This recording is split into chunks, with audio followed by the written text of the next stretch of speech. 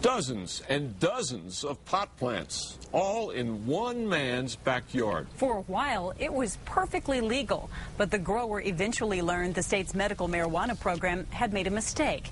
That mishap had him surrendering the pot to drug enforcement officers and state health officials reworking how they issue medical marijuana licenses. News 13's Tim Maestas has tonight's special assignment.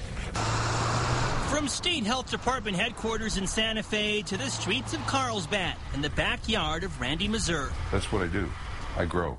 God gave me the gift. Mazur is a patient in the state's medical marijuana program. Just a few months ago, his now empty backyard was packed with pot plants. All of them perfectly legal because of the nonprofit producer license that allowed him to have up to 95 fully matured medical marijuana plants at a time. I can outproduce anybody in this state, hands down. He still is producing, but on a much smaller scale. At one point, he had dozens of medical marijuana plants just behind his house. These are pictures of the forest that was growing in the backyard.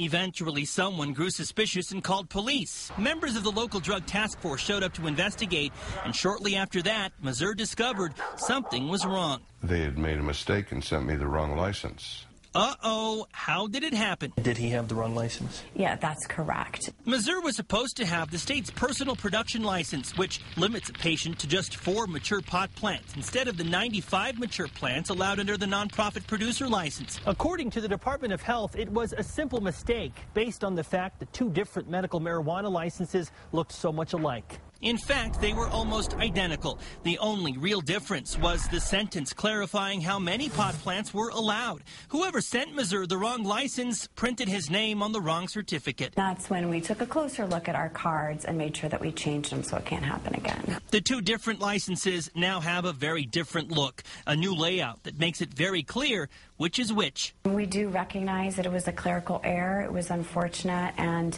we're making sure that it won't happen again. According to Health Department spokesperson Deborah Bussmeyer, getting the state's medical marijuana program off the ground was a challenging task.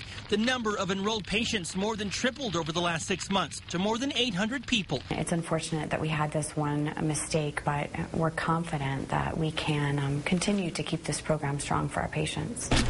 Randy Mazur feels let down. He eventually surrendered his dozens of pot plants to the drug task force because his backyard was getting too much attention from the bad guys. People started hopping my fence and ripping them off right and left. Now you have the correct license. Yes, I do.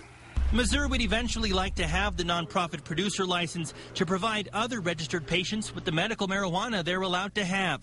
His application is still pending with the Health Department. Tim Maestas, KRQE News 13. Randy Mazur is the founder of the nonprofit group Veggies, Inc., and he says drug users learned of his backyard pot farm because of all the commotion created when the drug task force showed up. He says it got so bad, he was prepared to shoot the drug users who were hopping his fence.